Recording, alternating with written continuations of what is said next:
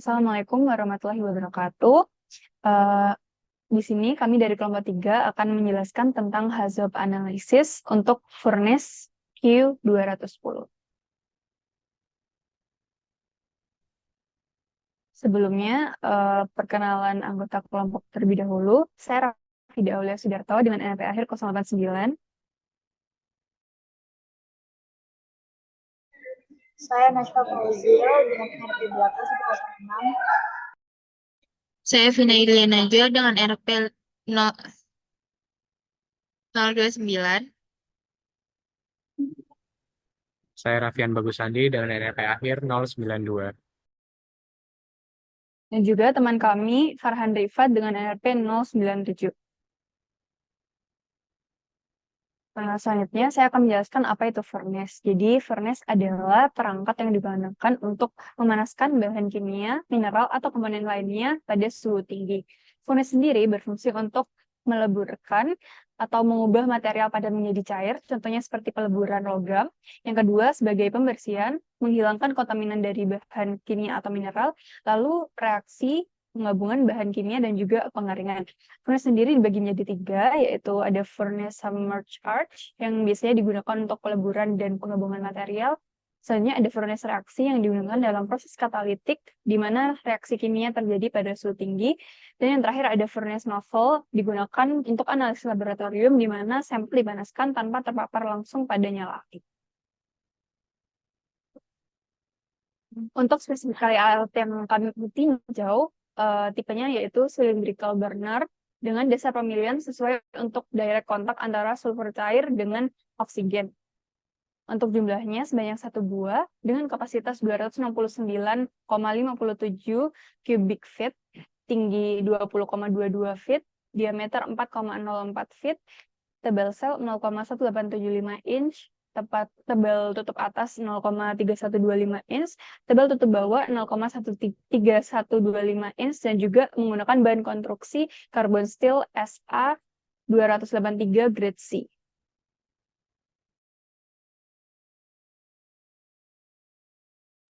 Baik, untuk selanjutnya, uraian proses yang terjadi pada unit ini. Unit ini yang merupakan furnace, pertama-tama sulfur cair yang sudah bersih dari storage tank akan dialirkan menuju sulfur burner yang dibangun pada bawah tanah dan dilengkapi dengan steam coil pemanas. Dengan menggunakan burner feed pump dengan tekanan 10 kg per cm kuadrat ke dalam sulfur furnace. Laju alir sulfur cair menuju furnace dapat diatur oleh control valve pada sulfur furnace dengan suhu yang sangat tinggi, dengan kisaran 1000 derajat Celcius. Dengan cara spray melalui sulfur burner sehingga sulfur cair akan langsung berubah fase menjadi gas supaya mudah direaksikan dengan udara kering dari drying tower. Untuk menjaga suhu yang terlalu tinggi, furnace akan dipanasi menggunakan gas alam yang dibakar sebagai pemanas awal hingga akhir reaksi di dalam furnace yang dapat menjaga temperatur reaksinya sendiri. Berikut merupakan reaksi yang terjadi.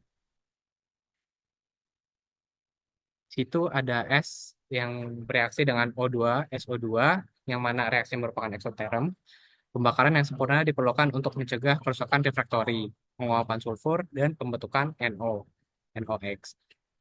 Gas proses panas yang mengandung SO2 didinginkan secara tepat di dalam WHB dan superheater.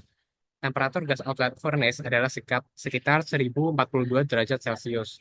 Dan temperatur gas outlet WHB adalah sekitar 593 derajat Celcius.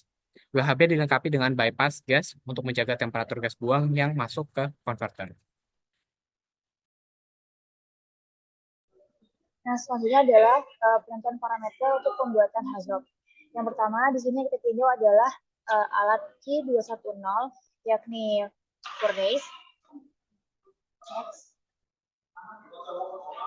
Nah, kemudian di yang pertama ini inletnya ada dari alat H211, yakni sulfur filter, yang dimana ada keterangan temperaturnya 130 dan juga ada strip 3. Nah, bagian ini tuh berasal dari alat H211 dari sulfur filter. Dua keterangannya tadi adalah mengindikasikan temperatur dan stream. Sehingga di sini dipilih parameter hazard, yakni temperatur sulfur dan storage sulfur. Nah, selanjutnya di sini juga ada FC yang mana merupakan singkatan dari flow controller. Nah, dalam diagram ini, FC berfungsi mengontrol aliran fuel oil atau flow rate-nya yang masuk ke dalam furnace atau alat pemanas Q210. Jadi, FC ini secara langsung mengatur fuel oil. FC memastikan bahwa aliran fuel oil yang masuk sebagai bahan bakar sesuai dengan kebutuhan proses, misalnya dengan mengatur bukaan valve.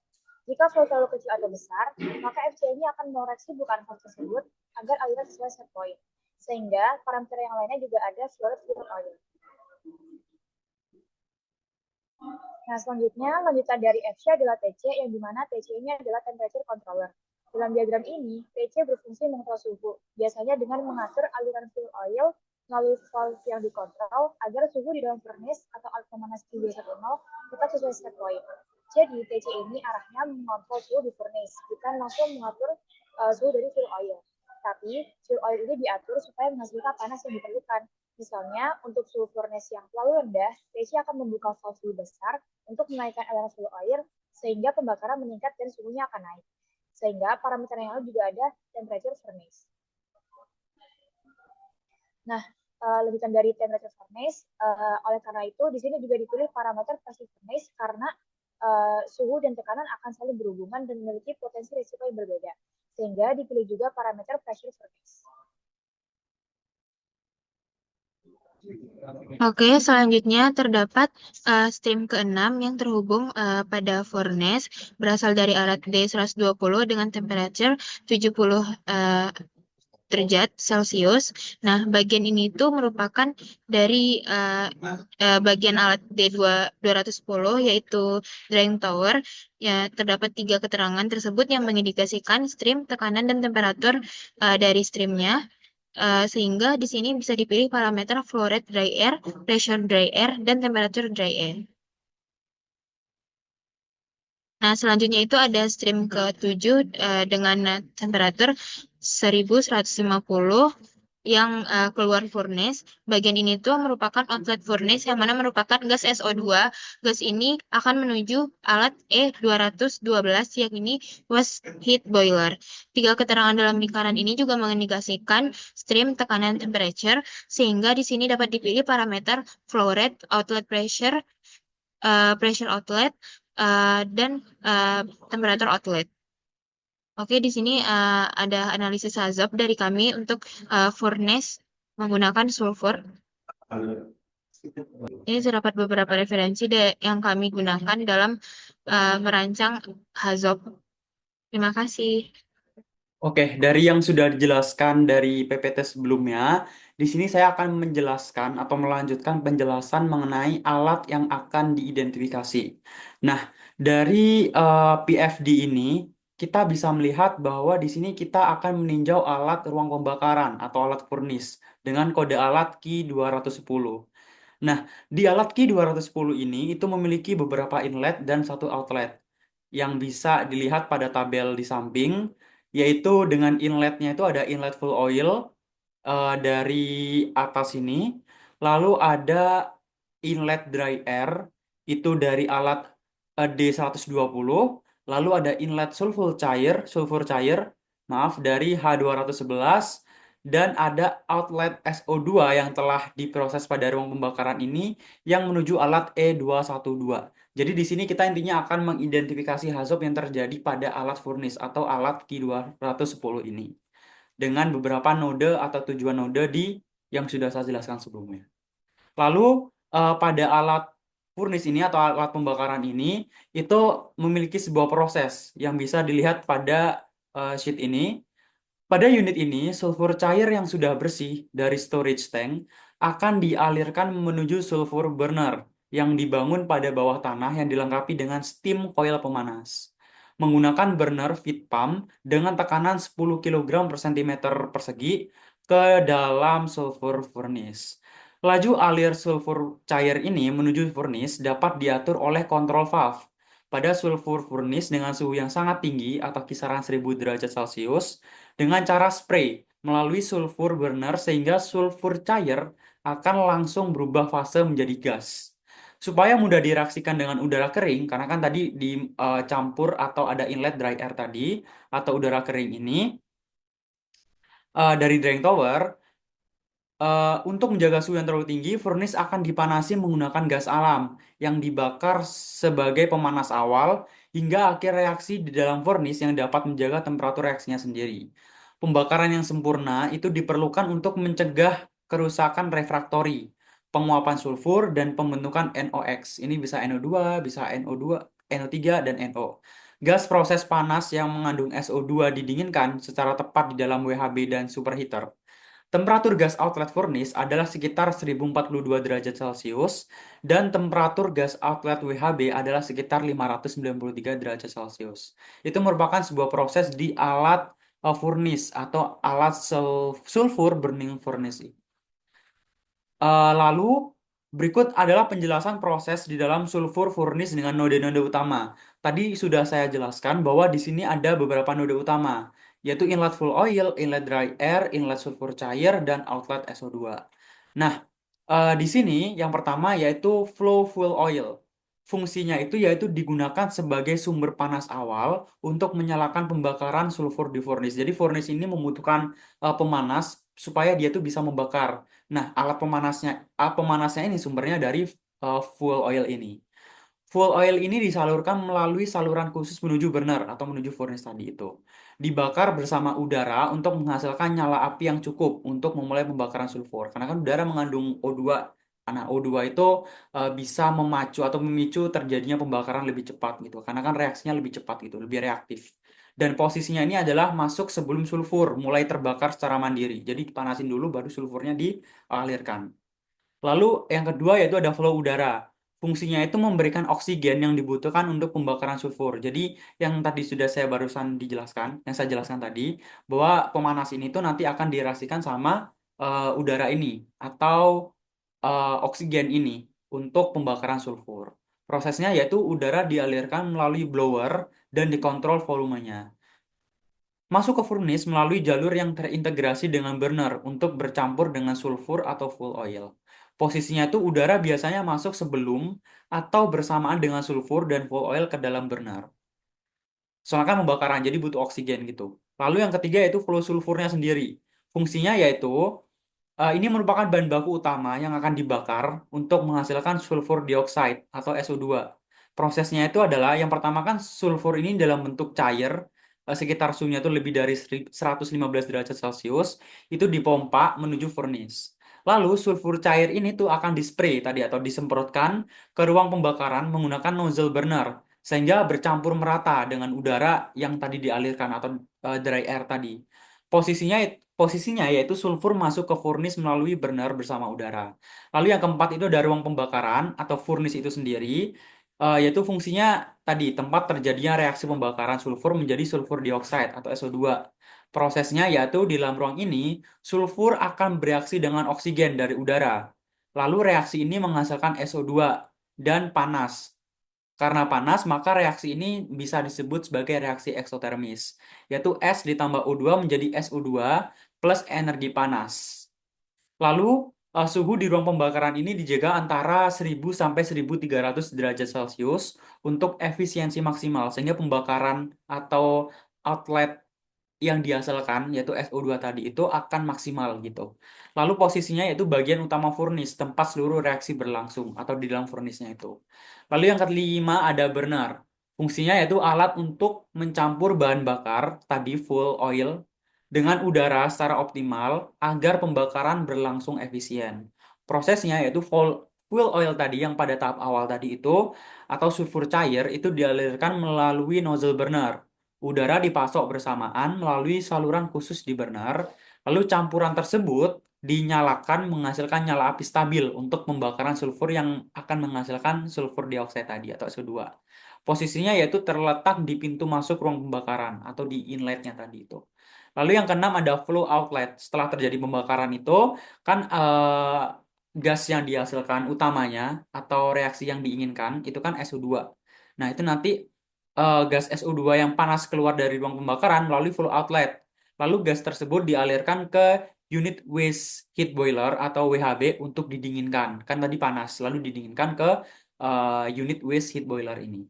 Selanjutnya, gas SO2 dimurnikan sebelum masuk ke konverter untuk konversi menjadi SO2 murni. Gitu. Lalu posisinya ini berada di bagian atas atau sisi keluar furnace atau di outletnya gitu. Jadi itu merupakan rangkaian proses atau iya rangkaian proses di satu alat ini atau di alat furnace ini dengan kode Q210. Nah, setelah kita mengetahui prosesnya ini, lalu kita bisa mengidentifikasi hazobnya setelah dari proses-proses tersebut. Tapi sebelum kita analisa hazob itu, kita harus memiliki beberapa parameter. Ada dua parameter yang kita gunakan yaitu severity dan likelihood. Nah, severity ini kita udah mengidentifikasi dengan harga-harga alat sebelumnya dan lain-lain kerugian gitu. Jadi kita udah mengasumsikan semua variabel-variabelnya. Lalu di sini kita dapat menentukan indeksnya. Ada indeks 1, 2, 3, 4, 5. Dengan indeks 1 itu kerugiannya di bawah $500, 2 itu 500 sampai $5.000, yang indeks 3 antara 5.000 sampai $50.000, yang keempat 50.000 sampai $500.000, yang kelima itu $500.000 sampai $5 juta. Nah, severity ini merupakan dampak yang terjadi gitu. Jadi di sini dampak lingkungan untuk indeks satunya itu kejadian tidak menimbulkan kerugian atau cedera pada manusia, tidak ada dampak lingkungan atau tidak ada atau kerugian jiwanya itu nol atau tidak ada cedera ya kan tadi. Lalu untuk indeks 2 itu dampak lingkungannya cederanya ringan, kerugian kecil dan tidak menimbulkan dampak yang serius gitu terhadap kelangsungan bisnis atau pabrik tersebut gitu. Lalu kerugian jiwanya itu mungkin bisa cedera ringan yang hanya masih membutuhkan P3K saja gitu. Jadi masih bisa di di diselesaikan dengan P3K tadi. Lalu yang ketiga itu ada dampak lingkungan cedera berat dan dirawat di rumah sakit, tidak menimbulkan cacat tetap, kerugian finansial sedang, dampak lingkungan lokal yang membutuhkan tindakan pemulihan. Kerugian jiwanya itu yaitu cedera yang membutuhkan perawatan medis atau kehilangan hari kerja di bawah 3 hari. Gitu. Lalu untuk yang indeks keempat itu untuk dampak lingkungannya yaitu menimbulkan cedera parah dan cacat tetap dan kerugian finansial besar serta menimbulkan dampak serius terhadap kelangsungan usaha. Lalu ya kerugian jiwanya tadi cedera serius atau cacat permanen. Lalu untuk yang kelima yang paling berat yaitu bisa menyebabkan kematian satu orang atau lebih gitu dengan mengakibatkan korban meninggal dan kerugian parah bahkan dapat menghentikan kegiatan usaha atau kegiatan pabrik ini untuk memproses ini selamanya gitu. Dampak lingkungan sangat parah dengan kerusakan ekosistem jangka panjang. Lalu yang kedua itu ada likelihood atau seberapa sering sih ini tuh terjadi gitu. Nanti untuk kita identifikasi di setiap prosesnya. Untuk indeksnya sama ada 1, 2, 3, 4, 5. Satu ini kurang dari 1 kali dalam 10 tahun. Lalu untuk indeks 2 ini 1 kali dalam 5 sampai 10 tahun. Lalu untuk indeks 3 itu bakal terjadi sekitar 1 kali dalam 2 sampai 5 tahun. Lalu untuk indeks yang keempat itu kita mengasumsikan 1 sampai 2 kali per tahun. Yang kelima itu lebih dari 2 kali per tahun gitu. Jadi untuk kemungkinannya itu sekitar yang pertama sekitar kurang dari 1%. Yang kedua itu 1 sampai 10%. Yang ketiga, indeks ketiga itu 10 sampai 50% terjadinya. Lalu indeks keempat 50 sampai 90%. Yang indeks kelima itu 90%. Nah, dari kedua parameter ini yaitu severity dan likelihood, kita bisa menentukan resiko atau risk rankingnya berdasarkan rumus yang sudah dijelaskan tadi itu mengenai resiko itu sama dengan severity dikali likelihood gitu. Jadi kita nanti akan memasukkan angka berapa dikali sama likelihoodnya berapa. Nah, nanti kan kalau dikalikan ketemu angka juga tuh. Nah, angkanya ini bakal ada 1 sampai 25. Misalkan indeksnya 1 sampai 5. Jadi maksimalnya itu 25, minimalnya 1. Nah, di sini sudah ada warna untuk ada yang hijau, ada yang kuning, oranye, merah gitu. Jadi di sini tuh juga dari warna ini kita bisa menentukan atau menyimpulkan level resikonya tuh rendah atau tinggi gitu. Jadi kalau misalnya hijau untuk risk ranking likelihood kali severity-nya itu 1 sampai 5 itu masih tergolong ringan. Kalau misalnya 6 sampai 10 itu termasuk medium, 12 sampai 16 itu termasuk eh, high, lalu untuk 20 sampai 25 itu termasuk ekstrim atau udah parah banget gitu. Jadi dari risk ranking ini tuh kita dapat menentukan gitu untuk kejadian atau proses yang akan kita identifikasi nantinya itu termasuk ke dalam level keberapa gitu. Itu untuk risk ranking sehingga nanti bisa dijelaskan di Hazop oleh teman saya selanjutnya. Baik, untuk selanjutnya merupakan hazard and operability atau HAZOP review. Di sini ada prosesnya yang kami tinjau merupakan pembakaran sulfur Di sectionnya furnace pada pabrik asam sulfat dari belerang dengan kontak double absorber. Di kanan ada reference drawingnya. Untuk Hazub sendiri, yang pertama ada study note, tapi untuk yang kami presentasikan, study note-nya hanya pada Q20 yang merupakan furnace saja. Dan yang kedua ada parameter. Parameter ini apa apa yang terjadi pada apa di furnace-nya, seperti flow rate-nya kah, atau temperatur, atau pressure, dan lain-lainnya. Untuk deviation ini merupakan keanehan pada parameter tersebut. Sebagai contoh, jika no untuk guideword-nya, flow rate-nya tidak ada. Dan possible causes-nya merupakan penyebab dari deviation yang ada. Dan untuk consequences merupakan hasil dari deviation-nya. Dan di kanan ada risk ranking. Untuk severity dan likelihood dapat di skala 1 sampai 5. Dan yang sudah dijelaskan oleh Farhan sebelumnya, severity merupakan seberapa parah hasil dari deviation dan consequences-nya. Likelihood merupakan probabilitas atau kemungkinan terjadinya deviation. Dan risk merupakan perkalian dari severity dan likelihood-nya. Safeguard ini merupakan alat yang ditambahkan untuk mengurangi probabilitas atau likelihood-nya. Dan residual risk adalah hasil dari safeguard yang telah ditambahkan. Oke, saya geser kiri. Di sini yang pertama untuk parameter flow rate fuel oil atau bahan bakar oilnya, ada 3 deviation yang bisa kami dapat. Untuk deviation yang pertama adalah no untuk flow rate, dan penyebabnya bisa 3. Yang pertama kerusakan pada pompa fuel oil, penyumbatan pipa menuju furnace-nya, dan kontrol valve yang tidak bekerja. Consequences dari ketiga cause ini sama, bisa dibilang, yaitu jika tidak ada fuel oil, maka proses pembakaran tidak dapat terjadi. Namun untuk severity dan likelihood dari masing-masing cause berbeda. Untuk yang pertama 2 severity-nya dan likelihood-nya 2. Dan untuk penyumbatan pipa, severity-nya 2 dan likelihood-nya cukup jarang, yaitu 1. Untuk control valve-nya severity 1, likelihood-nya 1. Dan safeguard yang kami dapat merupakan penambahan flow indikator alarm, sehingga residual risk-nya berkurang. Yang awalnya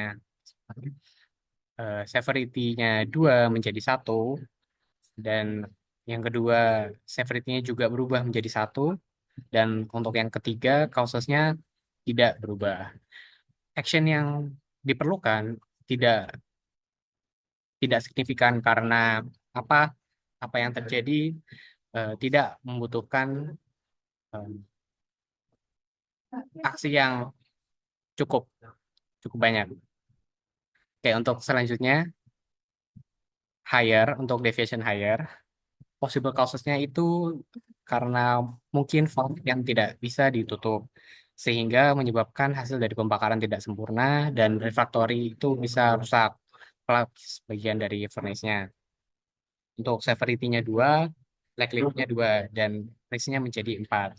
Safeguard yang kami dapat penambah control valve dan real-time monitoring, sehingga residual risk-nya untuk severity menjadi 1, likelihood-nya tetap 2. Karena risk-nya cukup rendah, oleh karena itu kita hanya cukup maintenance alat berkala, seperti control valve-nya dan monitoringnya. Oke, lanjut untuk deviation lower. Yang penyebab pertama ada penyumbatan pipa, dan kedua kerusakan pada pompa, sama seperti no. Dan konsekuensinya hasil pembakaran tidak sempurna. Hasil pembakaran tidak sempurna ini bisa berpengaruh kepada produk yang dihasilkan. Oleh karena itu severity-nya cukup tinggi. Untuk yang pertama 2, dan yang kedua ada 3. Likelihood-nya juga cukup sering untuk pompa dan pipa ini. Likelihood yang pertama ada 2, dan likelihood yang kedua ada di 3. Oke, safeguard-nya berbeda untuk pipa dan pompa. Bisa ke kiri sedikit. Oke. Untuk yang penyumbatan pipa, safeguard yang ada adalah penambahan bypass line dengan valve manual, sehingga membutuhkan operator langsung jika terjadi penyumbatan. Dan untuk kerusakan pada pompa, ada redundancy system atau menyediakan pompa cadangan yang merupakan standby.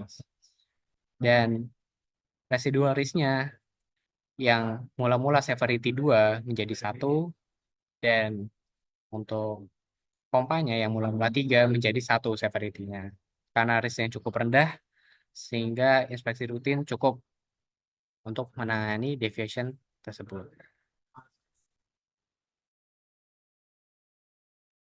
Baik, yang selanjutnya, jika ditinjau dari parameter flow rate dry air, terdapat 3 deviasi juga. Yang pertama ada higher, lower, dan later than. Higher possible cause-nya bisa dari pengaturan kontrol aliran udara yang tidak tepat, kerusakan pada sensor aliran udara, dan kebocoran di saluran sistem yang meningkatkan aliran udara. Sehingga konsekuensi yang bisa terjadi seperti pemborosan energi dan biaya operasional yang meningkat, peningkatan resiko overheating dan kerusakan pada furnace, serta turunnya efisiensi proses dan produk akhir yang buruk. Nah, dari konsekuensi yang telah disebutkan, bisa diukur untuk severity dan likelihood-nya. Untuk severity-nya, pertama, 3, lalu selanjutnya 3 dan 2, untuk yang terakhir, dan juga likelihood-nya semuanya berada di angka 2. Sehingga jika dikalikan akan menghasilkan risk-nya, yaitu 6, 6, dan juga 4. Nah, untuk mengatasi masalah yang masih kuning ini, atau sedang, dilakukan safeguard. Yang pertama adalah mengkalibrasi ulang sensor dan kontrol untuk memastikan pengaturan yang tepat. Lalu bisa dengan kernel protection dan sistem interlock, alarm, dan peringatan dini. Serta yang terakhir, bisa dilakukan penambahan sensor pendeteksi kebocoran. Sehingga severity dan leadernya berubah menjadi yang awalnya 3 menjadi 1, yang awalnya 2 menjadi 1, lalu ini juga 3, dan severity yang awalnya 3 menjadi 2, dan juga ini severity dan likelihood-nya 2 menjadi 1. Sehingga risk-nya sudah hijau semua, yang artinya sudah aman, dan dapat dilakukan inspeksi rutin saja terhadap alat operasi. Lalu selanjutnya ada saat deviation-nya lower, flow rate-nya ini cukup rendah, itu bisa disebabkan oleh fan atau blower tidak fungsi dengan baik, atau mungkin saluran udaranya tersumbat atau terhalang. Konsekuensi yang didapatkan, pembakaran tidak efisien dan menghasilkan produk yang tidak sempurna, serta meningkatkan emisi CO2 dan juga jejak karbon pada alat. Nah, untuk severity-nya didapatkan 3 dan 2, serta likelihood-nya 2 dan 3, sehingga menghasilkan risk 6. Untuk mengatasi hal tersebut, bisa dilakukan pengaturan manual untuk blower atau fan, dan juga penambahan bypass line dengan valve manual atau otomatis untuk mengalihkan aliran jika terjadi penyumbatan. Sehingga severity dan likelihood-nya berubah dan didapatkan risk-nya yang sudah aman. Seperti itu. Lalu bisa dilakukan inspeksi rutin terhadap alat operasi. Lalu yang terakhir, untuk flow rate dry air, ada later than. Ini karena penundaan dalam respon sistem kontrol terhadap perubahan beban dan juga keterlambatan mekanis dalam pengaturan ketuk atau blower disebabkan oleh sehingga menyebabkan konsekuensi mengganggu proses pembakaran yang memerlukan pengaturan cepat serta implikasi pada efektivitas bahan bakar dan efisiensi operasional, menghasilkan severity dan likelihood serta risk seperti pada gambar yang bisa dilihat. Lalu untuk mengatasi hal tersebut bisa dilakukan redundancy sistem pengaturan tekanan, manual override control, dan dilakukan penambahan alarm dalam sistem peringatan dini, serta alarm dan monitoring system, serta penambahan sensor aliran. Sehingga severity, likelihood, dan risk bisa berubah jadi aman, dan tinggal dilakukan inspeksi rutin terhadap alat saja. Untuk parameter yang kedua dari dry air ada temperatur. Deviation pertama adalah higher, dengan cause-nya adalah bisa dari kegagalan sistem kontrol suhu, masalah pada sistem ventilasi, kebocoran isolasi thermal pada furnace, dan juga kelebihan bahan bakar atau oksigen. yang menyebabkan konsekuensi kerusakan pada komponen furnace, resiko kebakaran atau ledakan akibat suhu tinggi, produk yang tidak memenuhi spesifikasi, serta kenaikan konsumsi energi. Nah, konsumsi energi yang naik ini juga bisa menyebabkan cost yang tinggi juga. Gitu. Jadi, severity dan likelihood-nya serta risk-nya bisa didapatkan seperti pada gambar. Untuk mengatasi hal tersebut, bisa dilakukan pengendalian dan pengawasan suhu secara otomatis dengan alarm, menggunakan sensor suhu ganda untuk cross-verification, lalu bisa juga dengan sistem meredam kebakaran otomatis, atau penambahan control valve dan real-time monitoring, sehingga severity dan likelihood serta risk-nya bisa berubah menjadi lebih aman. Tapi di sini karena masih ada yang sedang, yaitu 9, bisa dilakukan action tambahan, yaitu menambahkan emergency shutdown system. Seperti itu. Lalu yang kedua, untuk lower temperature dry air, bisa disebabkan oleh kegagalan pemanas dan juga sensor suhu gagal membaca suhu. Konsekuensinya adalah proses pembakaran tidak efisien, kualitas produk berkurang, risiko kondensasi dalam furnace atau resiko pengendapan dalam furnace dan juga keterlambatan waktu proses. Untuk risk rankingnya bisa dilihat pada gambar, dan juga untuk mengatasi hal tersebut bisa dengan menambahkan alarm untuk mendeteksi suhu rendah, fungsi pemulihan otomatis untuk sistem pemanas, lalu dilakukan pengaturan sistem ventilasi alternatif, dan juga pemantauan dan kontrak aliran bahan bakar secara otomatis sehingga bisa mengamankan di residual risk-nya. Dan tinggal ditinjau atau inspeksi rutin saja terhadap alat operasi. Yang terakhir untuk parameter dari dry air sendiri, yaitu pressure. Untuk deviasi higher, itu disebabkan oleh kegagalan katup pengatur tekanan dan juga kelebihan aliran bahan bakar, dengan konsekuensi terjadi resiko ledakan akibat tekanan berlebih atau kerusakan pada komponen furnace, yang dapat diatasi dengan pemasangan safety relief valve dan juga sistem alarm untuk mengawasi tekanan real time, sehingga bisa mengamankan residual risk, dan juga tinggal dilakukan inspeksi rutin terhadap alat operasi. Nah, di sini terdapat satu yang kuning atau residual risk-nya ini masih sedang ya, bisa dilakukan seperti tadi, yaitu menambah emergency shutdown system. Yang terakhir yaitu pressure-nya jika lower, ini disebabkan oleh kebocoran pada sistem pipa, kegagalan pompa, dan juga penurunan temperatur yang dapat menyebabkan konsekuensi seperti efisiensi proses pembakaran menurun, resiko terhentinya operasi, dan juga penumpukan karbon atau residu berbahaya dalam furnace. Untuk risk rankingnya bisa dilihat seperti pada gambar, masih kuning-kuning dan cukup tinggi, yaitu 6. Lalu bisa dilakukan sistem pemulihan untuk mendeteksi dan menutup kebocoran, ditambah alarm untuk mendeteksi penurunan tekanan yang tidak normal, serta menggunakan sensor tekanan ganda untuk cross verification, sehingga bisa menurunkan dari risk rankingnya tadi. Jadi residual risk-nya sudah aman, hijau semua, dan tinggal dilakukan inspeksi rutin terhadap alat operasi.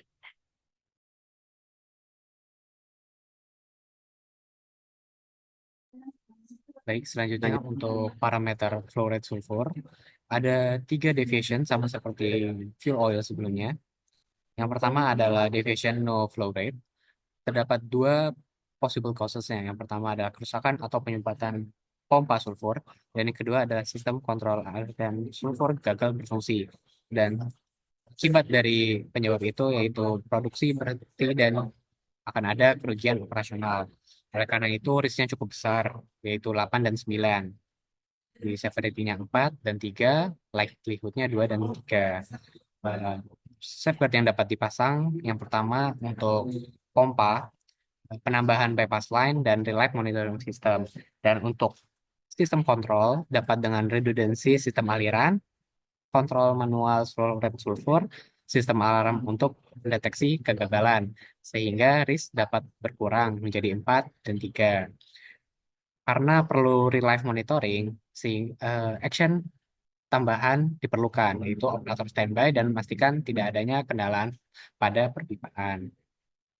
Dan selanjutnya untuk deviation higher flow rate, possible causes-nya adalah kesalahan operator dalam pengaturan aliran sulfur.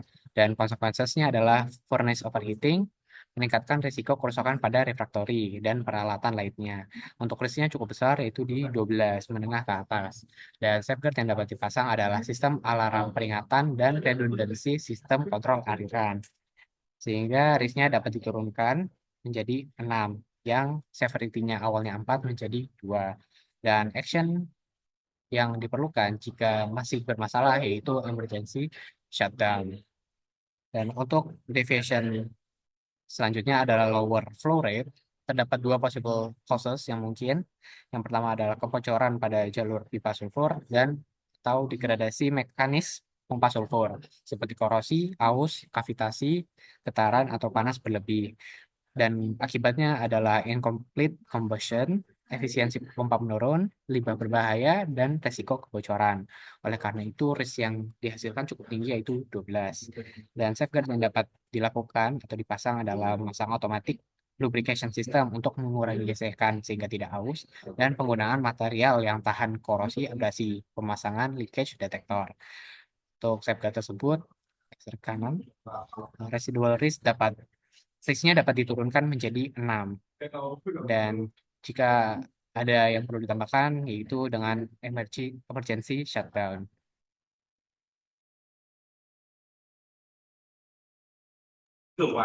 Oke, selanjutnya proses parameter yang akan kita tinjau yaitu adalah temperature pada sulfurnya.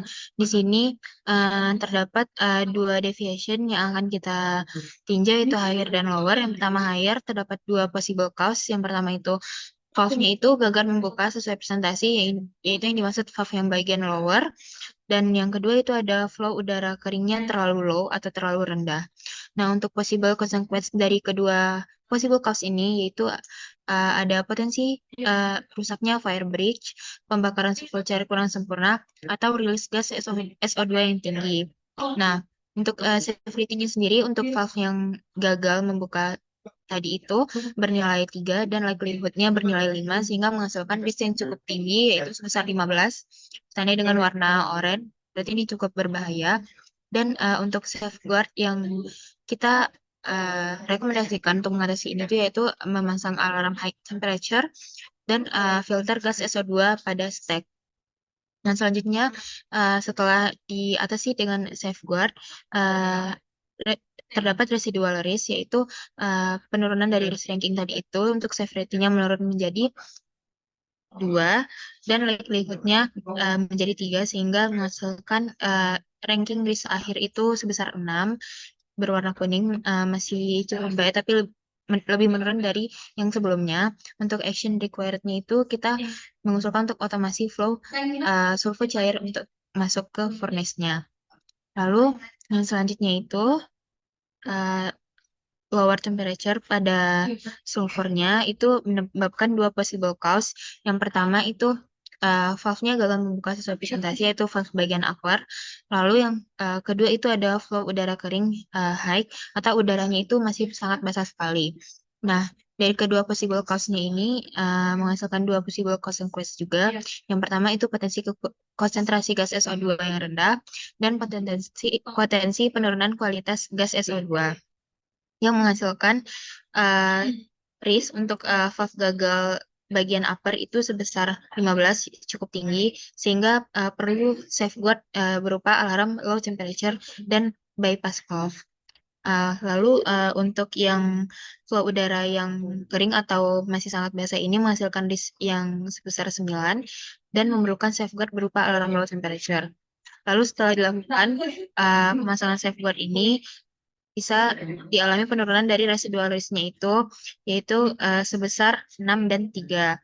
Yang mana untuk valve yang upper tadi itu yang gagal beroperasi, kita memerlukan action karena bernilai masih kuning itu dia memerlukan action sebuah otomasi flow sulfur cair masuk pada furnace. Dan untuk yang ketiga itu yang bernilai 3 yang sudah hijau itu membutuhkan action berupa otomasi rasio sulfur cair dan udara kering. Lalu selanjutnya itu ada temperature ruang pembakaran. terdapat 3 deviation. Yang pertama itu ada no, memiliki 3 possible cause. Yang pertama, sensor suhu gagal atau tidak dikalibrasi. Yang kedua, kesalahan sistem alarm suhu. Yang ketiga, perubahan suhu yang lambat tidak terdeteksi oleh sistem, yang menghasilkan 3 possible consequence. Yang pertama, risiko overheating atau underheating tanpa diketahui, risiko kegagalan furnace total, efisiensi pembakaran menurun drastis, lalu menghasilkan risk secara berturut-turut itu ada 2 dan 1, yang berwarna hijau yang artinya itu aman. Lalu untuk safeguardnya sendiri, untuk sensor suhu yang gagal itu kita mengusulkan untuk sistem alarm otomasi dan pemasangan katup pengaman. Lalu untuk kesalahan sistem alarm suhu, kita mengusulkan tambahan sistem redundansi pada monitoring suhu. Untuk yang ketiga itu ada pemasangan alarm kontrol suhu sehingga dapat mengalami penurunan dari list rankingnya sendiri itu menjadi 2, 1, dan 2. Sehingga karena sudah hijau semua itu untuk ketiga parameter ini hanya perlu dilakukan inspeksi rutin terhadap alat operasinya.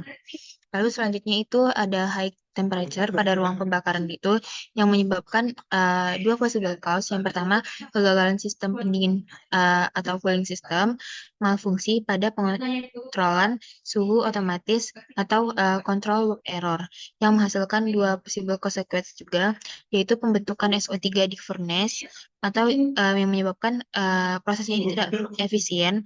Lalu yang kedua ada risiko kebakaran atau ledakan. Yang untuk likelihood-nya sendiri itu untuk kegagalan sistem pendingin sendiri itu bernilai 4, yang mana masih aman, dan diperlukan safeguard berupa cooling sistem alarm untuk memberikan peringatan saat sistemnya ini gagal. Lalu untuk malfungsi pada pengontrol suhu otomatisnya itu mendapatkan risk sebesar 2, yakni yang berwarna hijau yang masih rendah sekali itu bernilai 2 ini. Dan safeguardnya itu berupa pemasangan alarm untuk mendeteksi suhu tinggi.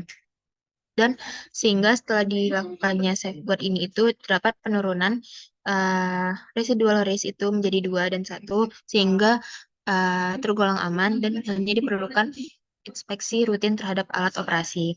Lalu selanjutnya itu lower temperature pada ruang pembakaran yang menghasilkan 3 possible cause, yaitu rasio udara terlalu berlebih, suplai bahan bakar sulfur terganggu, dan penurunan suhu lingkungan yang ekstrim.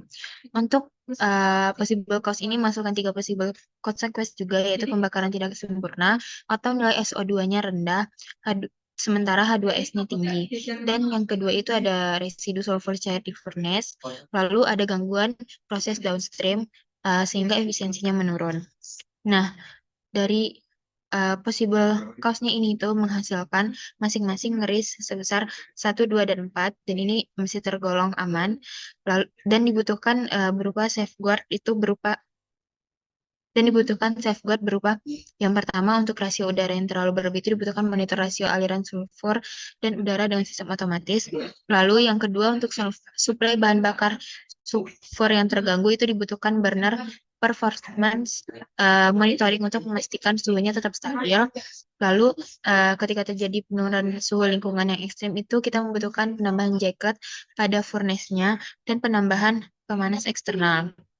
Sehingga setelah dilakukan pemasangan safeguard ini, masing-masing residual risk-nya itu menurun menjadi 1, sehingga hanya perlu dilakukan inspeksi rutin terhadap alat operasinya. Untuk selanjutnya, proses parameternya itu ada pressure pada ruang pembakaran. Yang pertama, untuk deviation-nya itu ada higher pressure, yaitu pressure pada ruang pembakarannya itu terlalu tinggi. Lalu dari ini tuh dapat menghasilkan beberapa possible cause, yaitu berjumlah 5 possible cause. Yang pertama itu ada kesalahan sistem alarm tekanan. Yang kedua itu perubahan tekanan lambat sehingga tidak terdeteksi oleh sistem. Yang ketiga itu penyumbatan saluran gas keluar atau outlet. Lalu yang keempat itu ada aliran udara atau sulfur berlebih dibandingkan kapasitas desain. Lalu yang kelima itu terdapat malfungsi pada sistem kontrol tekanan. Lalu dari 5 possible cause tadi itu menghasilkan 5 possible consequence juga, yaitu yang pertama ada potensi kegagalan sistem yang tidak terkendali, risiko keselamatan operator, overpressure dapat menyebabkan kerusakan furnace, bisa terjadi retak atau bahkan ledakan, lalu ada kebocoran gas CO2 yang sangat beracun. Dan yang terakhir itu ada dampak pada peralatan downstream, waste heat boiler atau converter. Nah, dari kelima possible consequence dan kelima possible cause ini itu menghasilkan risk rankingnya itu untuk yang pertama kesalahan sistem alarmnya itu sebesar 1 dan untuk perubahan tekanan lambat sehingga tidak terdeteksi oleh sistem itu 6. Lalu selanjutnya penyumbatan saluran gas keluar outlet itu 4. Aliran udara atau sulfur berlebih dibanding kapasitas sistem itu sebesar 6 dan malfungsi pada sistem kontrol tekanan itu sebesar 2. Yang mana dari kelima itu dibutuhkan safeguard berupa yang pertama ada tambahan sistem redundansi untuk monitoring tekanan. Yang kedua itu adalah pemasangan alarm berbasis tekanan. Yang ketiga itu pemasangan relief valve atau rupture disc untuk overpressure. Lalu yang keempat itu ada gas detection system dengan alarm visual dan audio untuk mendeteksi konsentrasi SO2-nya yang berlebih. Lalu yang terakhir itu ada penambahan alarm untuk tekanan tinggi.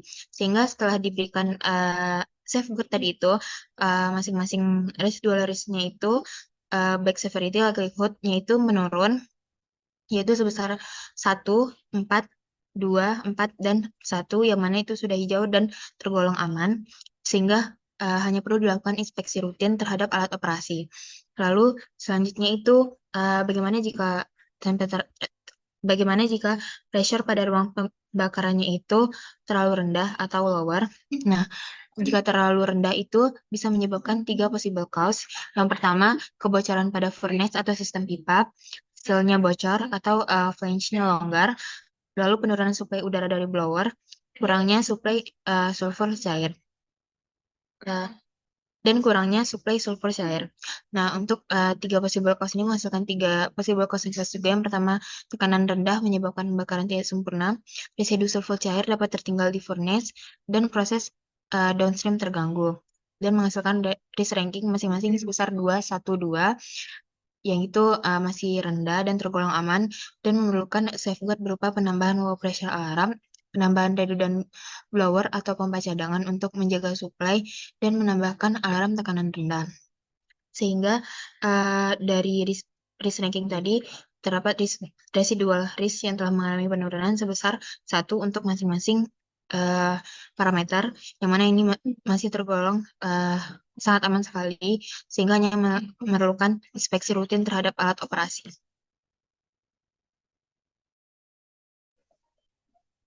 Baik, selanjutnya dilanjutkan oleh parameter fluid outlet, di mana definisi pertama ada no, itu tidak ada fluid outlet. Nah, konsepnya ada 2, penyumbatan pipa atau saluran gas, dan juga kerusakan pada blower. Nah, konsekuensinya keduanya adalah gas tidak dapat keluar dari sistem, kemudian akumulasi gas SO2 hingga overpressure, lalu rusaknya peralatan di downstream atau di alat selanjutnya. Nah, untuk severity yang pertama itu 2, lalu risknya 3, bisa juga risknya 6, kemudian untuk yang kasus kerusakan pada blower itu menghasilkan severity 3, tapi 3, dan juga risknya 9. Nah, untuk safeguardnya, untuk yang penyumbatan pipa itu bisa dilakukan pemasangan release valve dan pressure transmitter atau pemantauan tekanan secara real time, dan kemudian setelah itu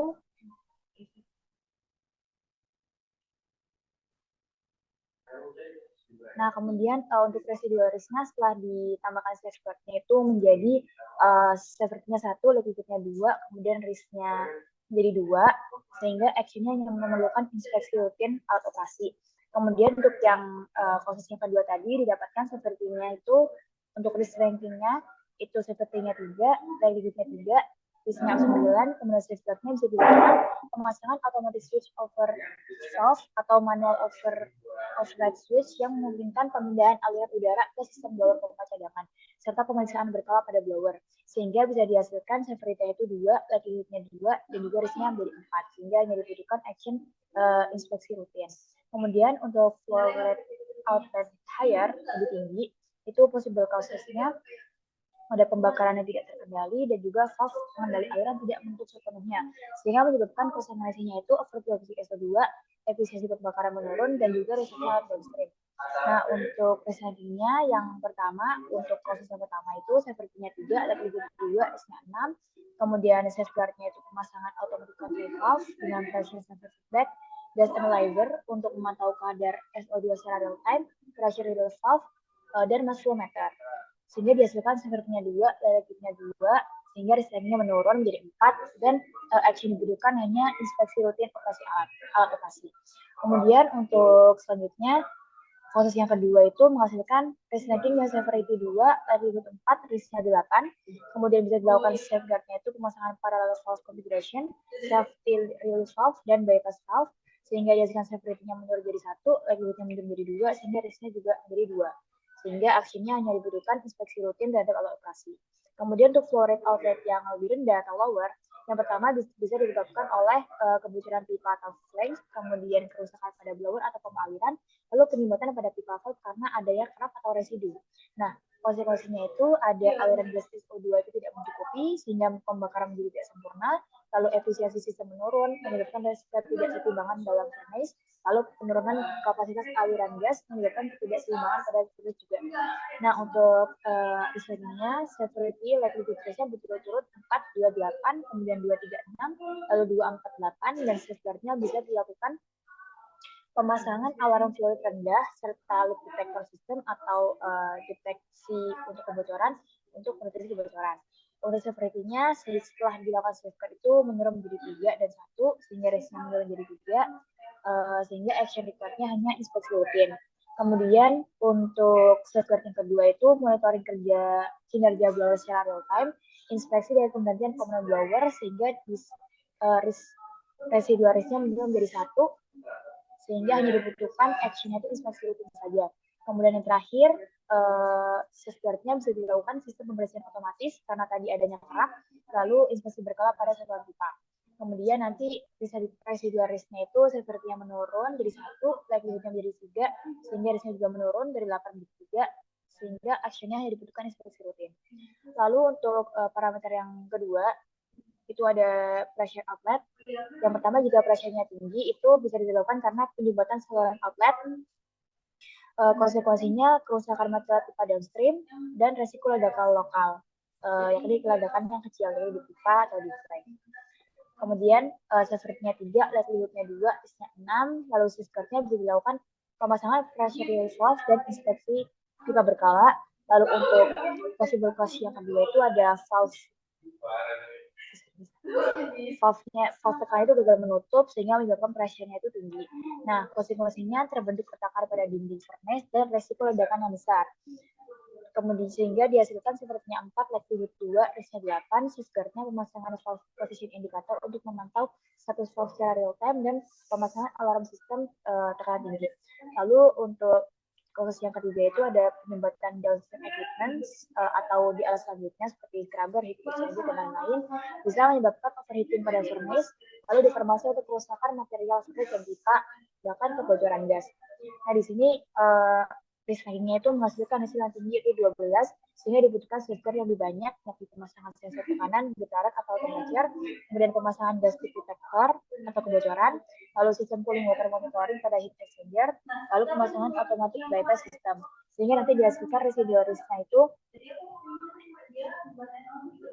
menurun menjadi 6 karena ini masih kuning, sehingga dibutuhkan action tambahan yakni shutdown furnace yang bertahap dan juga emergency venting system. Kemudian selanjutnya untuk pressure outlet yang lebih rendah, yang rendah itu bisa disebabkan karena kebocoran pada pipa, kemudian akibatnya itu menyebabkan tekanan terlalu rendah untuk mendorong gas, yang mana menyebabkan pengurangan pada efisiensi sistem.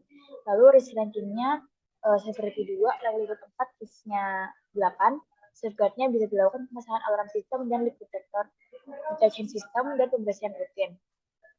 Nah, untuk possible cause yang kedua, itu kerusakan blower atau suplai udara berkurang, lalu konsekuensinya itu gangguan pada aliran gas yang membuat proses produksi tidak stabil, lalu risk ranking-nya itu menghasilkan risk 8, lalu safeguard-nya bisa dilakukan pemasangan filter udara untuk mencegah kontaminasi, lalu blower cadangan, dan juga automatic control valve. Lalu yang ketiga, possible causes-nya itu ada valve kontrol tekanan terbuka berlebihan, sehingga menyebabkan tekanannya turun. Lalu konsekuensinya tekanannya berkurang, efisiensi menurun, dan udara SO2 juga tersebar ke lingkungan. Menghasilkan risiko kimia itu severity 3, liability 3, dan risk 9.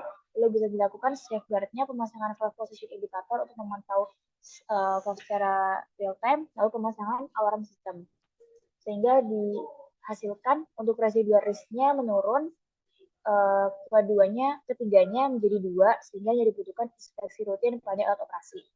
Lalu yang terakhir ada parameter temperature outlet. Untuk temperature yang higher atau lebih tinggi, itu disebabkan 3 causes, yakni kegagalan sistem pendinginan, lalu pembakaran yang tidak terkendali, lalu sensor suhunya yang rusak. Nah, untuk akibat dari kegagalan sistem pendinginan dan pembakaran tidak terkendali, akibatnya adalah kerusakan pada material pipa atau refraktori, atau bisa disebut pelapis bagian dalam furnace itu rusak, lalu membutuhkan SO3 akibat reaksi yang berlebih akibat suhu yang tinggi tadi, lalu efisiensinya menurun. Kemudian untuk penyebab untuk proses yang sensor suhunya rusak itu bisa mengakibatkan data suhu tidak akurat sehingga potensi overheating tanpa diketahui, sehingga menyebabkan temperature-nya itu higher.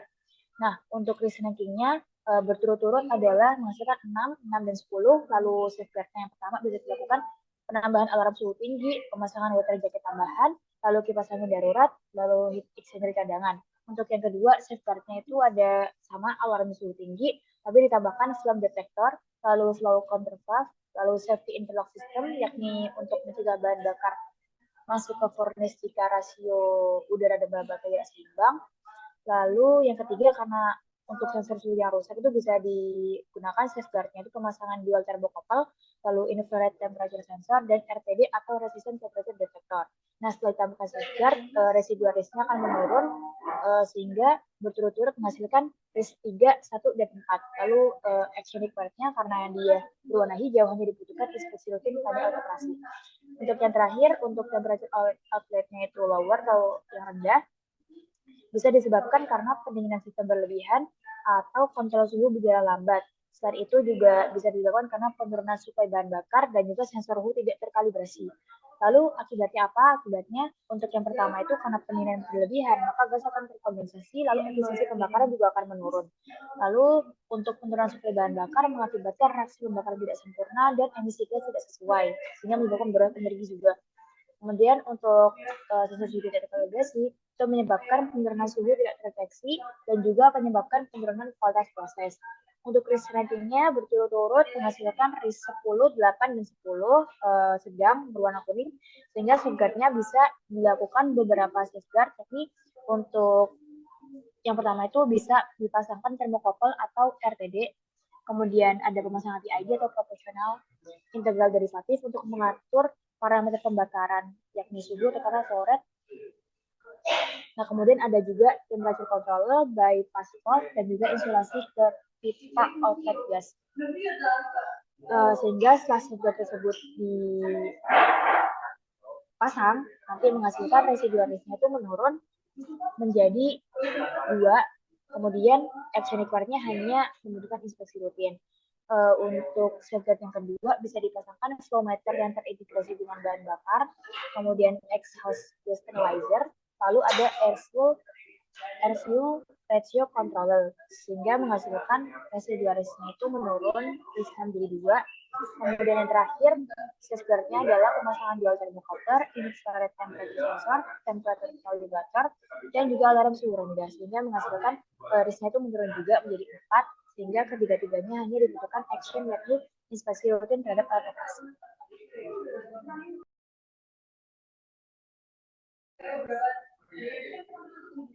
Baik, sekian presentasi HAZOP dari Study Note Furnace 210 dari kami. Mohon maaf apabila ada salah kata. Terima kasih dan wassalamualaikum warahmatullahi wabarakatuh.